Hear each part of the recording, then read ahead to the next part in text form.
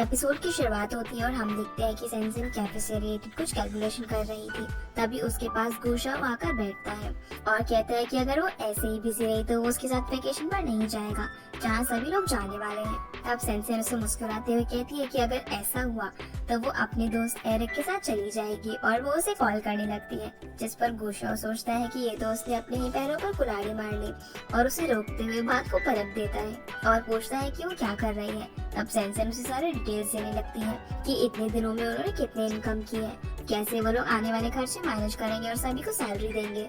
ये सब देखकर गुशाओ शॉक हो जाता है कि उसे इतना सब कैसे पता है, जबकि वो ओनर है और उसे इस बात के बारे में नहीं मालूम। अब वो खुश होकर सेंसेन के चीक्स पर किस कर दे रहा है और ये कहते हुए भाग जाता है कि ये सब तो उसने उसके लिए किया है, ये कैफे उसने सिर्फ उसके लिए खोला है क्योंकि वो चाहता था कि वो उसके साथ रहे। ये सुनकर सेंसेन भी स्माइल करने लगती है। अब वो दिन आ जाता है जब ये सभी लोग वेकेशन पर जाने वाले थे। ज़िया उठकर ब्रश करती है और तैयार होने लगती है। जब वो तैयार होकर बाहर जाती है तो गोई उसे देखता ही रह जाता है क्योंकि वो बहुत ही खूबसूरत लग रही थी, लेकिन बाकी सभी के एक्सप्रेशन थोड़े अलग लग रहे थे क्योंकि ज़ियाओ ने ट्रैवलिंग के हिसाब से ड्रेसअप नहीं किया था।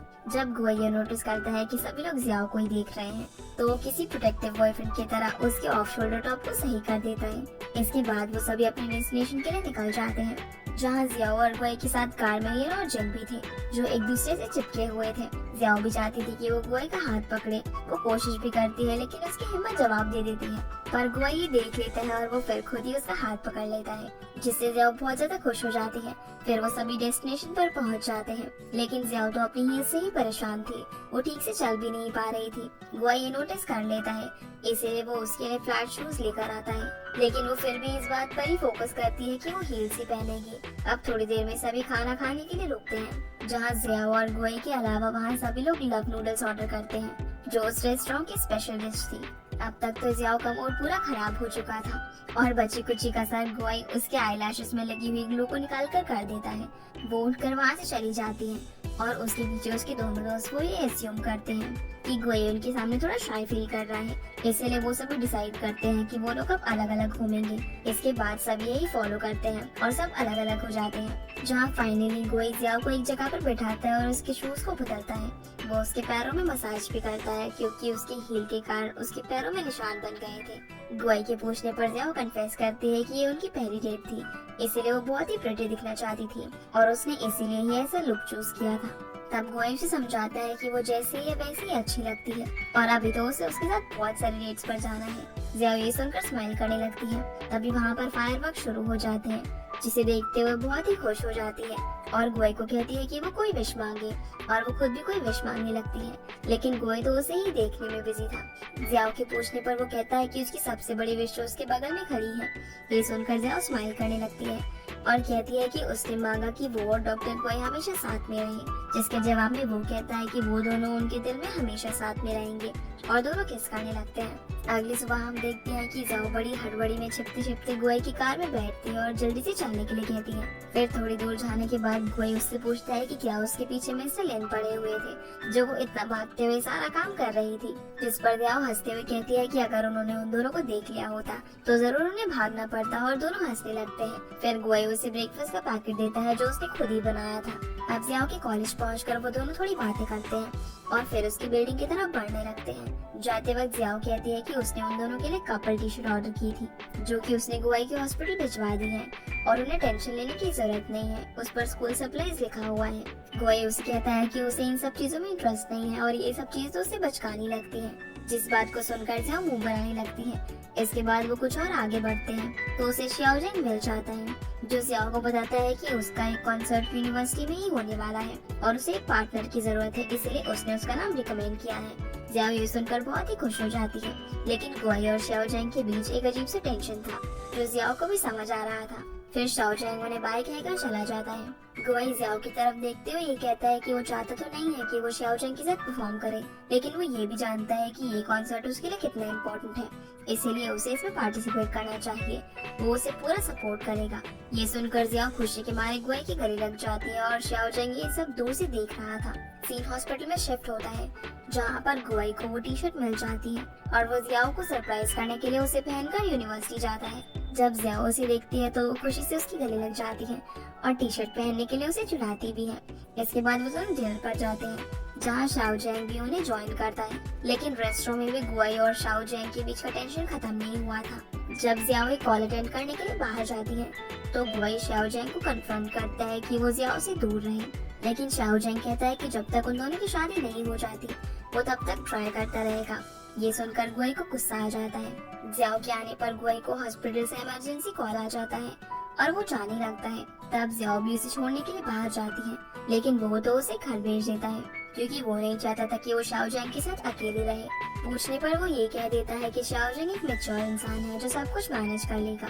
इसीलिए जियाओ शाओ जैंग को ही मैसेज कर देती है कि वो घर जा रही है, जो देखकर शाओ जैंग समझ जाता है कि ये गुआई ने किया है और वो उसकी ऐसी हरकत पर हंस देता है।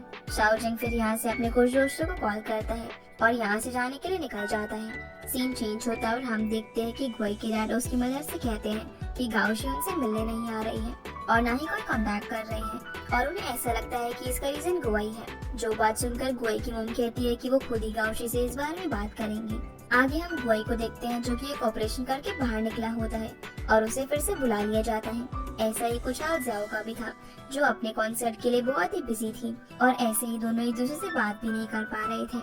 गुआई जियाओ को कॉल करता है लेकिन वो उठा नहीं पाती। इसके बाद वो फिर से उसे कॉल करता है तो वो उठा लेती है क्योंकि तब तक उसकी प्रैक्टिस खत्म हो चुकी थी। वो उसे सॉरी कहती है क्योंकि वो उसका कॉल नहीं उठा पाई और पूछती है कि क्या कोई इम्पोर्टेंट बात है कि उसने उसे इतनी बार कॉल किया।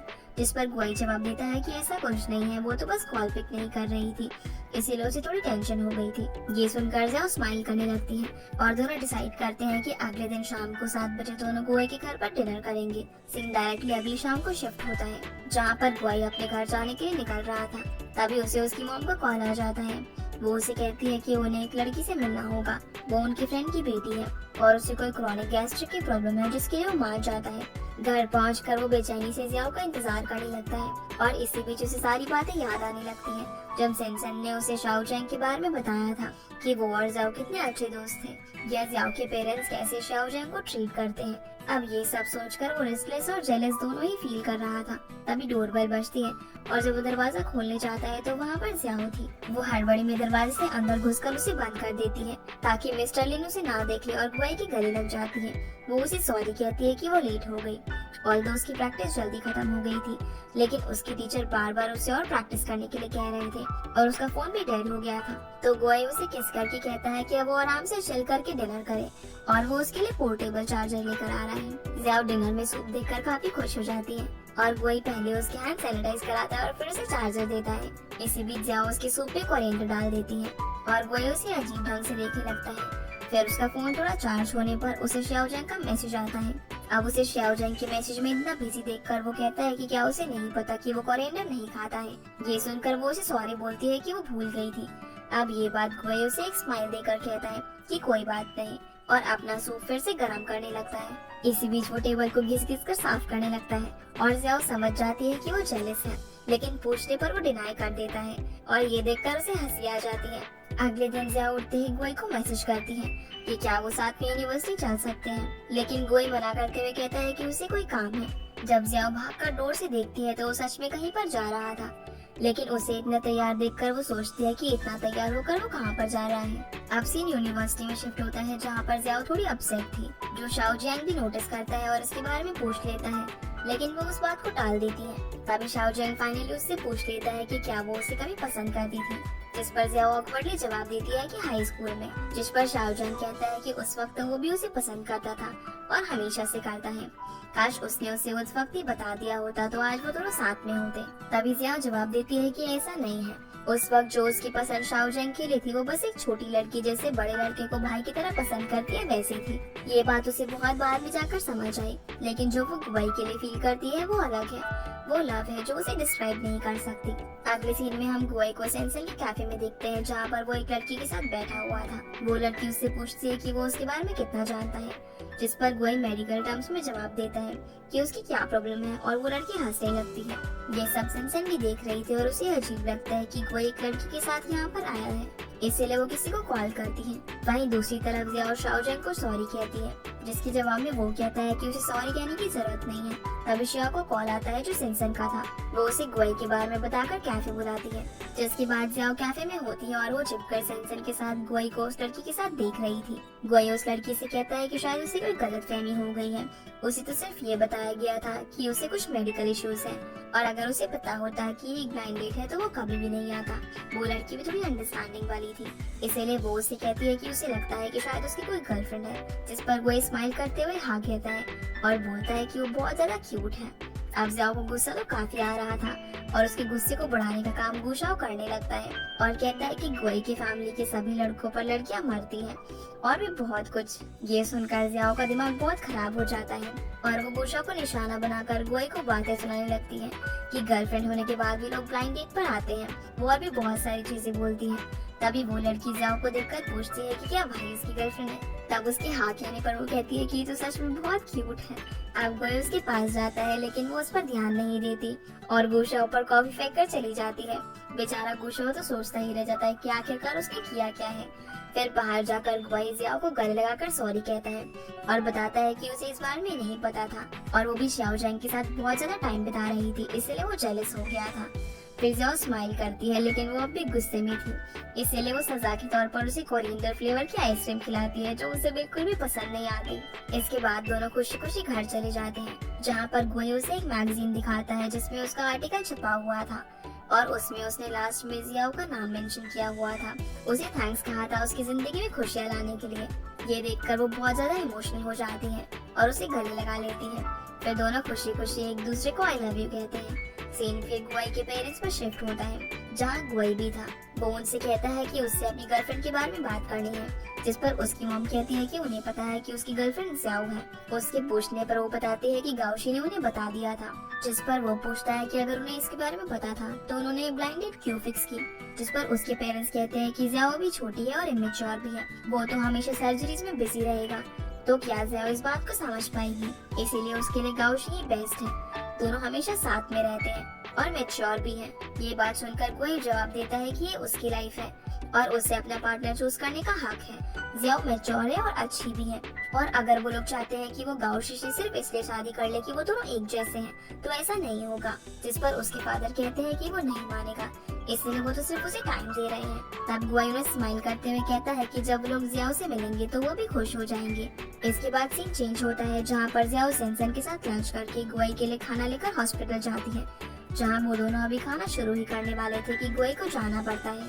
तभी जियाओ सेंसन की बात सोचने लगती है, जब उसने उससे कहा था कि उसने अपने बॉयफ्रेंड एरिक से इसलिए ब्रेकअप किया था क्योंकि उसके पास टाइम ही नहीं था उसके लिए, और रिलेशनशिप के लिए टाइम जरूरी होता है। जिसके बाद हम देखते हैं कि जब जियाओ को पता चलता है कि गुआई घर आ गया है तो वो उसके पास चली जाती है। डोरबेल बजने पर गुआई स्माइल करते हुए दरवाजा खोलता है और जियाओ को देखकर वो खुश हो जाता है। बस इसी के साथ यह एपिसोड यहीं पर खत्म हो जाता है। तो गाइस, ये थी आज की वीडियो एंड आई होप आप लोगों को ये वीडियो पसंद आई होगी, तो इस वीडियो को लाइक कर चैनल को सब्सक्राइब जरूर कीजिएगा। आपसे फिर मिलते हैं अगले एपिसोड में, तब तक के लिए गुड बाय।